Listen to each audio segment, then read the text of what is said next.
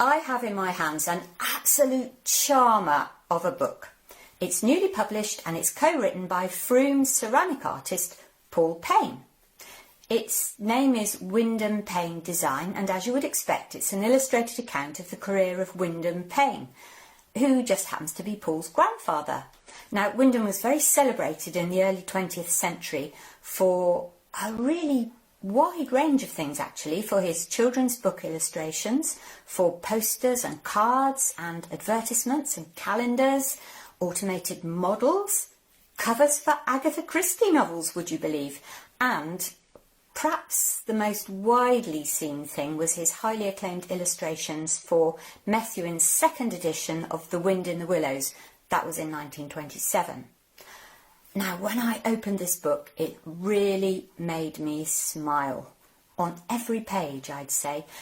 You open the book and all of these delightful images of toy soldiers and cheery gentlemen and jolly fine motor cars, cosy scenes, moonlit nights, busy towns and country scenes and toy shops, fantastic gentlemen's outfitters. Oh, lucky Austin Reed to have this illustrator. They tumble out of the book at you, and Wyndham is described in the book as having the air of a conjurer. So I couldn't resist finding out some more. And I'm very lucky because Wyndham's grandson, Paul Payne, lives here in Frome. And I've been able to ask him to talk to us about this delightful book and to tell us about his grandfather's career and his place in 20th century art. Hello, Paul. Hello, Suzy. Thank you. I'm ever so glad you've given me this chance to talk about the book. Delighted. It came about in different stages, going back 20 years or so. My father, Paul, donated the collection of my grandfather's work to the Victoria and Albert Museum, to their archive in Blythe Road. My grandmother had pasted examples into scrapbooks going back to the 1920s, which is 100 years now. In 2005, Willem Connolly, who co-wrote this book, used the information that Father had given to the Victoria and Albert for the Imaginative Book Illustration Society. And this is the basis of the current book by the Art Collector's Book. Thinking about Wyndham himself as a character, can you actually remember your grandfather at all? I must have been about 9, and it stuck in the mind his thick-lensed glasses. Alas, glaucoma ended detailed illustration work, but he continued to make 3D things, toys that moved, or let's say a toy chimney that smoked. Oh, lucky grandchildren. After serving in the First War in the Royal Flying Corps, overseeing repairs, he sought out people who could use his designs as a commercial artist. Ah, yes, I can remember. There's a lovely description of him as he just began tentatively feeling for his career, isn't there? Would you read to us, please, Paul, from page 5, perhaps? Great, yes. In 1924, a young man, lately a representative of the biscuit manufacturer Huntley and Palmer, made his way to the shop of the publisher, bookseller and ballet historian and critic Cyril Beaumont at 75 Charing Cross Road, London. Beaumont recalls the meeting. I received a visit from a young man in his early 30s. He was tall and clean-shaven except for a small clipped moustache. The front of his hair had receded to give him a broad forehead, and he wore glasses. His jerky manner was enthusiastic and eager, and he had a quaint trick of stressing his words which produced a slight hesitance of speech. He carried a large case with him, and he asked if I could spare the time to have a look at his drawings.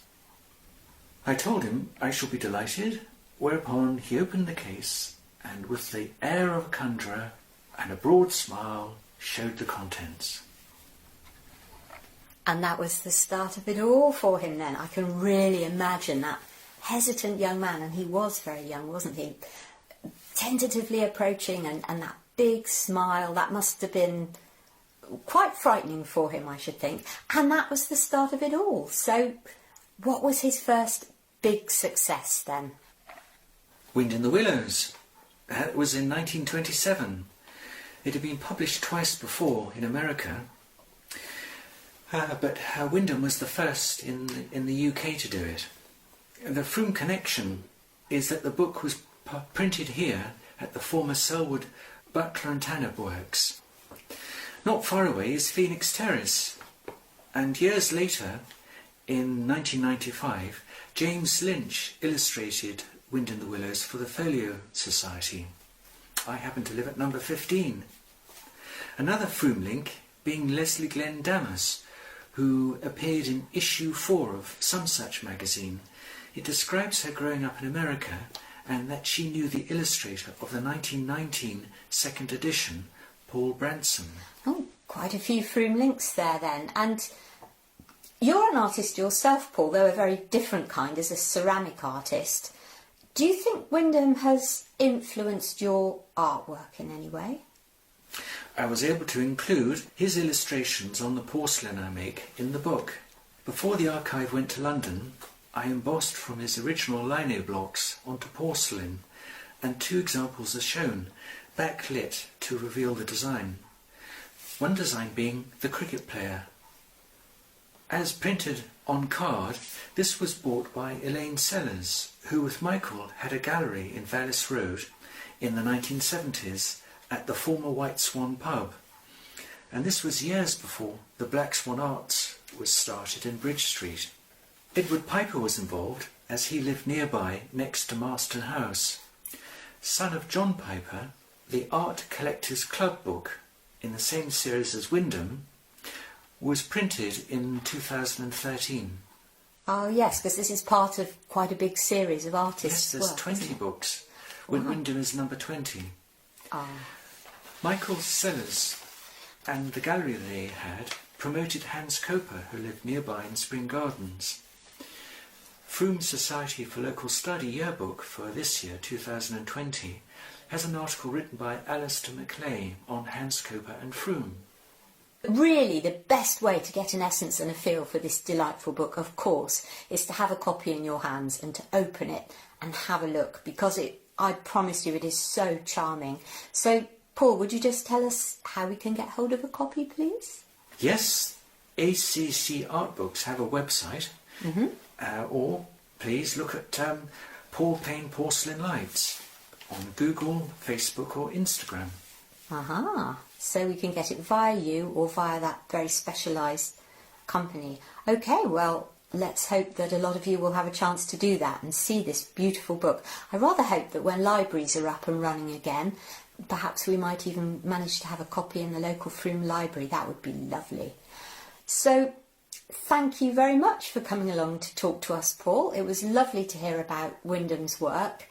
And as always, we like to ask our guests whether they have a piece of music that they would really like us to hear, perhaps linked with Wyndham or perhaps just for your own pleasure. What have you chosen? Oh, thank you for asking me to choose something, because with me is the illustrated music for Rossini of 1918, and it's for La Boutique Fantastique. Bold colour and full of movement. This music is a celebration, and Wyndham strove to find the bright side of life.